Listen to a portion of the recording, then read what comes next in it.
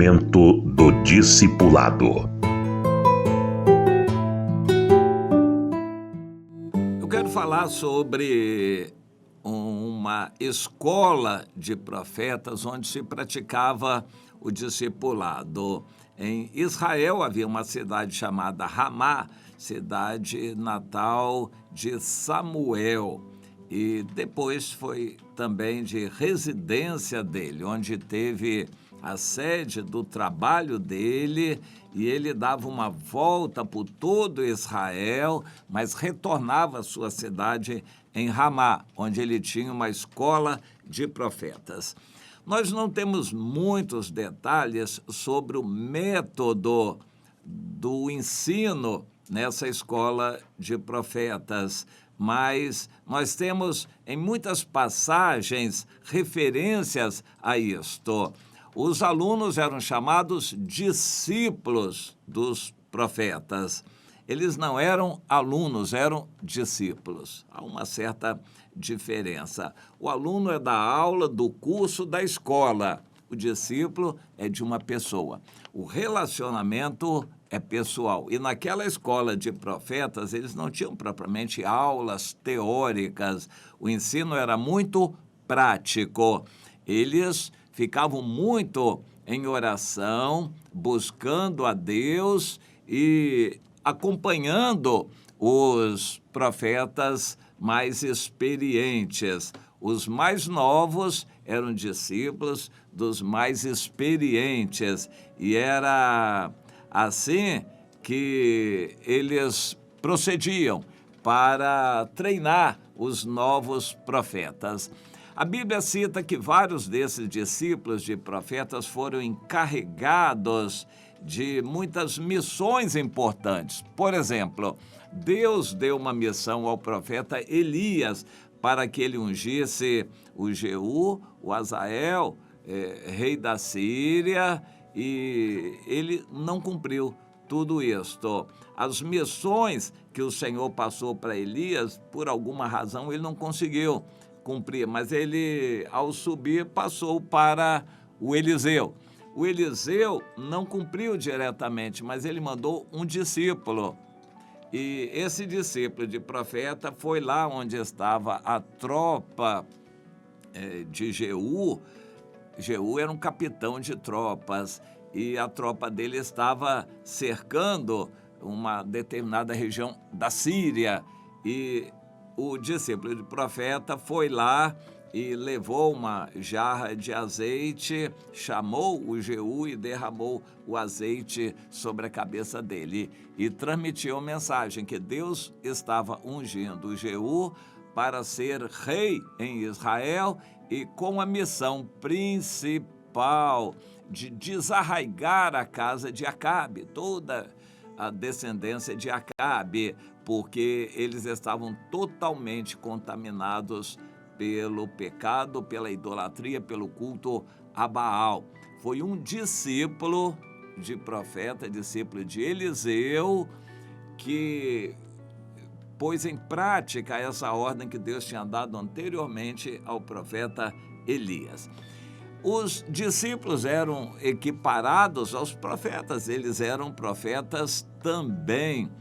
E eles acompanhavam os profetas mais experientes e oravam e andavam, e Deus fazia coisas acontecerem. Quando uma pessoa doente, algum milagre era necessário, alguma fome, situações várias aconteciam, os profetas estavam agindo em nome do Senhor e os discípulos dos profetas com eles aprendendo também. No capítulo 19 de 1 Samuel, nós temos uma situação muito interessante com relação ao rei Saul, que já estava possesso daquele espírito maligno e resolveu perseguir a Davi. O Davi, sozinho, não conseguia ficar muito bem, ele precisava de apoio. E quando ele se viu ameaçado de morte, ele fugiu para o profeta Samuel, que estava na casa dos profetas em Ramá. E ali o Davi encontrou abrigo, ele se sentiu seguro, ele pôde se derramar diante de Deus, ele pôde orar a Deus junto com os profetas que oravam bastante. A escola era muito prática. Eu valorizo muito isto, eu acho que as igrejas oram muito pouco, eu acho que os crentes tinham que orar mais, em cada casa onde entrasse, orar bastante em cada reunião, orar nas atividades, a gente deveria orar sempre, orar muito. É na oração que os dons espirituais se manifestam, é na oração que Deus revela coisas, é na oração que Deus nos usa para o ministério da intercessão. Tem que ser em oração, nós temos que ter muito mais oração. Individualmente precisamos, porém é mais difícil, então precisamos nos juntar com pessoas que oram também, principalmente sermos discípulos de quem ora, de quem sabe orar e conhece a Deus e conversa com Deus em oração, estarmos juntos aprendendo. É bom ser discípulo de alguém que conhece a Deus, que tem intimidade com Deus. Então o texto diz aqui no versículo 23 o seguinte, que o rei Saul, indignado, porque aqueles 3 grupos de soldados não conseguiram cumprir a ordem dele de ir lá e prender, trazer, porque ele queria matar o Davi, os soldados não conseguiram. O Saul foi ele mesmo e queria executar aquela ordem de prender, a matar o Davi. Mas quando ele chegou lá, ele era impulsionado por um espírito maligno. Na casa dos profetas havia uma presença forte de Deus. Para começar, o espírito maligno se afastou. O que antes acontecia com Saul, quando o espírito maligno se apossava dele, o Davi tocava a harpa, ungido pelo Espírito de Deus. É bom a gente lembrar, Saul tinha sido ungido pelo Espírito de Deus, mas o Espírito de Deus se afastou dele.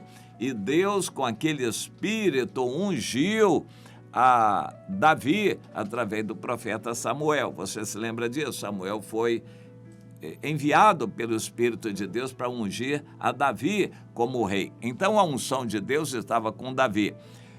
O espírito maligno, o demônio, tomava posse de Saul, Davi tocava um instrumento, o espírito era repreendido, ele saía de Saul. Isso por muito tempo. Mas lá pelas tantas, o Saul não quis mais o Davi perto dele, tentou matar e expulsou e depois perseguiu o Davi. O espírito maligno, então, teve liberdade de ficar mais tempo na vida do Saul. Quando Saul foi à casa dos profetas para perseguir a Davi, a presença de Deus que estava lá, isso é muito importante. Quando estamos fazendo a obra de Deus, praticando o discipulado, temos que fazer isso na unção de Deus, para que haja frutos e resultados.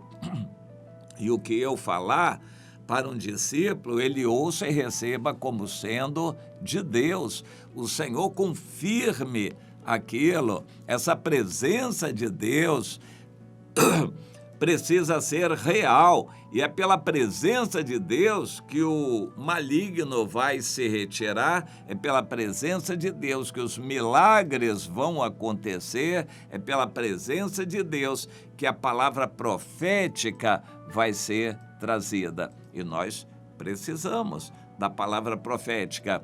O Salomão disse em Provérbios 29, 18, que sem profecia o povo se corrompe. Há necessidade de nós termos disponível o dom de profecia e pessoas que profetizem para falar em nome de Deus aquilo que é necessário nos momentos necessários. Nós precisamos dessa unção. O discipulado precisa acontecer debaixo dessa unção. E havia ali na casa dos profetas. Samuel era o chefe, mas havia outros profetas que eram como que mestres também. E os outros mais novos eram discípulos que andavam junto com esses profetas para aprender a profetizar também. O ensino era muito prático, era na prática da oração que eles aprendiam a profetizar. E aquilo que é inesperado aconteceu quando o rei Saul, cercado de soldados e tropas, chegou à casa dos profetas para prender a Davi. Quando ele ia chegando, o demônio saiu dele por causa da presença de Deus. O Espírito de Deus tomou Saul e ele começou a profetizar também. Antes dele, todos os soldados que foram à casa dos profetas profetizaram. E agora o próprio Saul também profetizou. É o que o texto diz. O mesmo Espírito de Deus veio sobre ele, que caminhando profetizava até chegar à casa dos profetas em Ramá. Ele não parou, ele continuou, mas o Espírito de Deus já o tomou no caminho. Eu gosto disso, essa presença de Deus se faz sentir mesmo à distância de onde nós estamos. Nós estamos ali, a luz brilha, os demônios saem, os demônios não se metem com a gente. Eu gosto sempre de, em cada reunião, pedir que Deus cerque aquele ambiente com os anjos. Quando eu fazia pregação ao ar livre, ali na Praça das Barcas, em Niterói, eu antes cercava o lugar, marchava ali em volta, cercando o lugar onde nós estaríamos, orando, repreendendo os demônios, clamando pelo poder de Deus e, claro, por mim também, para que eu me renovasse a ter o que pregar para as pessoas que passassem por ali. Foi uma época muito gostosa na minha vida, Deus operou, muitas pessoas tiveram experiências fortes com Deus e nós víamos isso, o ambiente estava cercado por anjos, embora numa praça, muitas pessoas passando por ali, mas aquele ambiente era santificado, a presença de Deus se fazia sentir ali.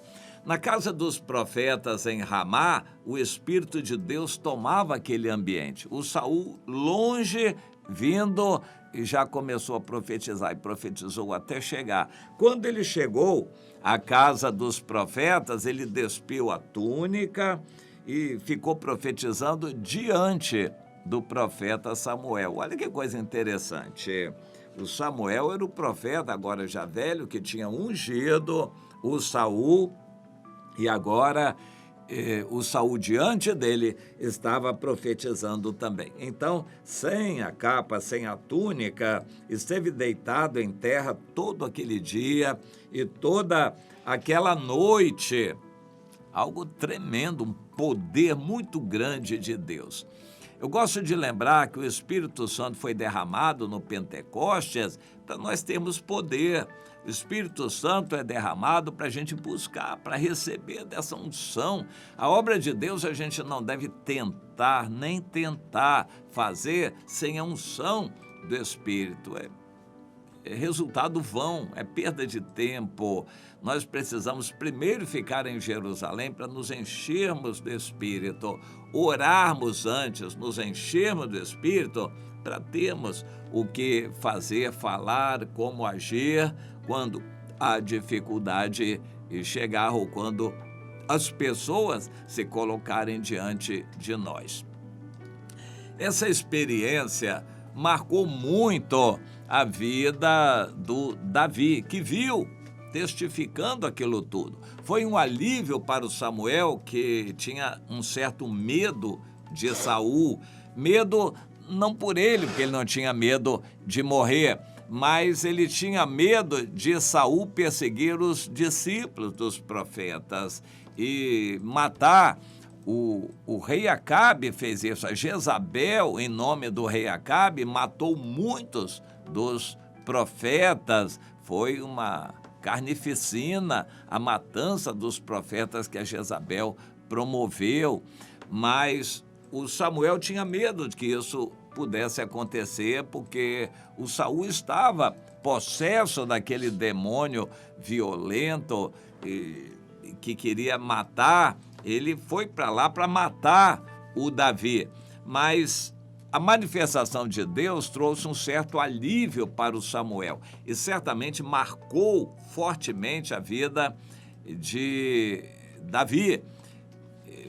Aliviou Samuel, marcou a vida de Davi e deveria ter sido muito importante para o Saul, mas não, porque aquilo foi momentâneo. O Espírito usou o Saul enquanto ele estava ali na casa de profeta. Depois que ele voltou, ele ficou liberado para o demônio tomar posse dele de novo. Ele continuou na mesma vida de maldade, não tanto por ele, mas pelo demônio que o tomava.